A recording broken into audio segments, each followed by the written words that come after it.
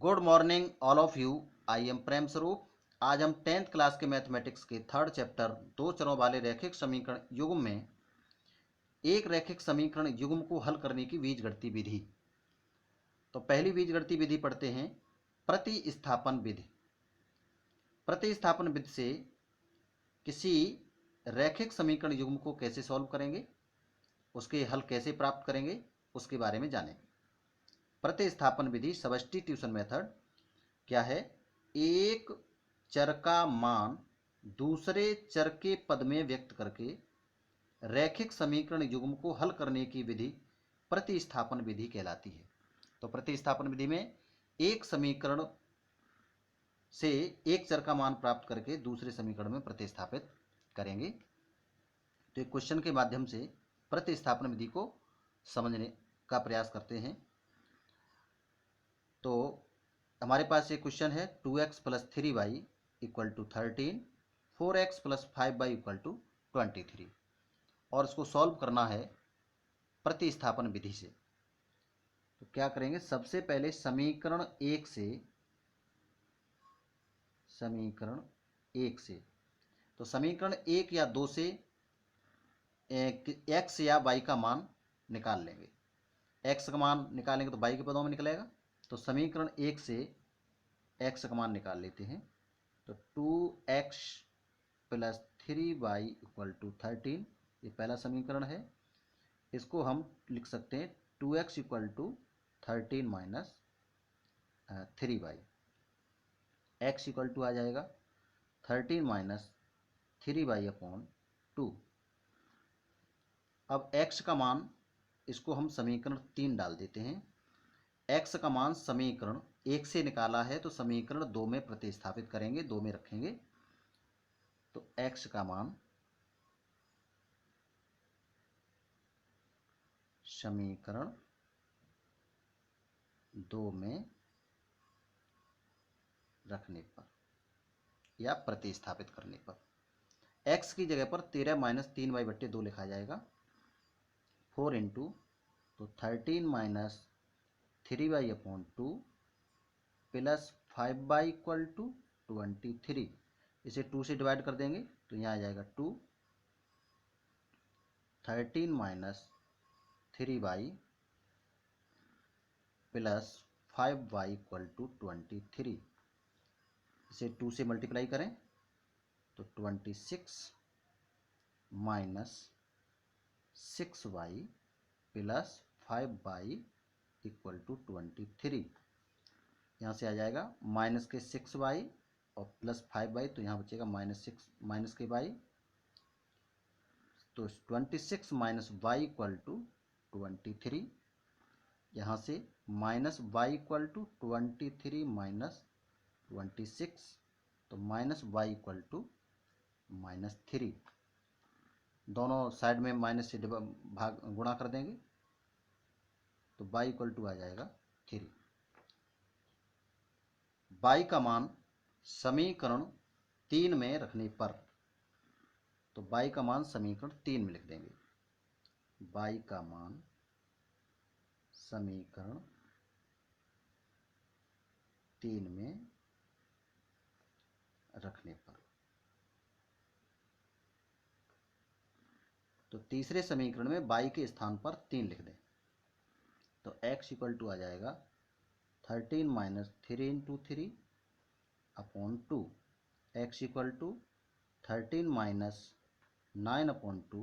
x = 4/2। x = 2 से भाग दे देंगे 2। x और y के मान प्राप्त हो चुके हैं। x = आ गया 2 एंड y = आ गया 3। x और y के ये मान समीकरण का हल कहलाएंगे। यानी x और y के ऐसे मान हैं जो दोनों समीकरणों को संतुष्ट करेंगे, तो इसे हम समीकरण का हल कहेंगे। प्रतिस्थापन विधि के बाद हम जानते हैं विलोपन विधि क्या है। तो समीकरण युग्म को हल करने की विलोपन विधि क्या है? Elimination method. एक चर विलुप्त करके एक चर समीकरण प्राप्त करके समीकरण युग्म को हल करने की विधि विलोपन विधि कहलाती है।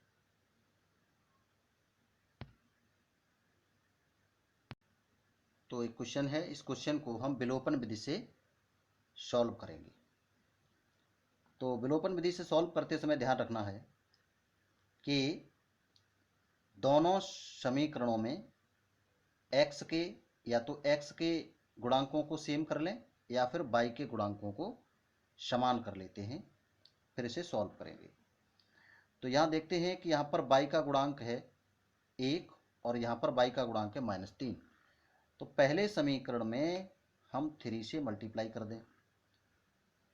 तो 3 से जब मल्टीप्लाई करेंगे तो पहला समीकरण क्या हो जाएगा, 3x + 3y = 15।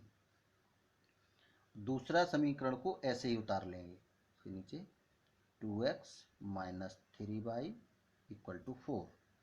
अब हम क्या देखते हैं, इसमें y का गुणांक 3, इसमें y का गुणांक 3, यहाँ पर +3 है या -3 है। तो इनके चिन्ह कैसे, विपरीत चिन्ह हैं। जब विपरीत चिन्ह है तो दोनों समीकरणों को अगर जोड़ दिया जाए तो ये दोनों कैंसिल हो जाएंगे, और अगर इनके चिन्ह समान होते तो इन दोनों समीकरणों को घटाते। तो यहाँ लिख देंगे जोड़ने पर, इनको जोड़ दें, 3 ये कैंसिल हो जाएंगे। तो 3x और 2x हो जाएगा 5x, और इधर 15 और 4 हो जाएगा 19। x = आ गया 19/5। x = 19/5। अब x का मान समीकरण या तो 1 में रख दो या फिर 2 में रख दो। तो x का मान समीकरण 1 में रख देते हैं।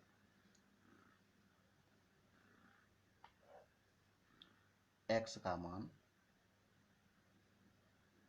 समीकरण चाहे 1 में चाहे 2 में, समीकरण 1 में रखने पर किसी एक समीकरण में x का मान रख देंगे। तो x के स्थान पर लिखना है 19/5।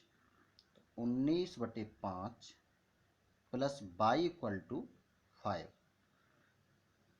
और इसको सॉल्व कर देंगे तो y = आ जाएगा 5 - 19/5, 5 × 5 = 25। तो y = 25 - 19/5। 25 में से 19 को घटा देंगे तो y = 6/5। तो हमें x और y के मान प्राप्त हो चुके हैं। x = आया है 19/5 एंड y = 6/5। ये समीकरण का हल कहलाएगा,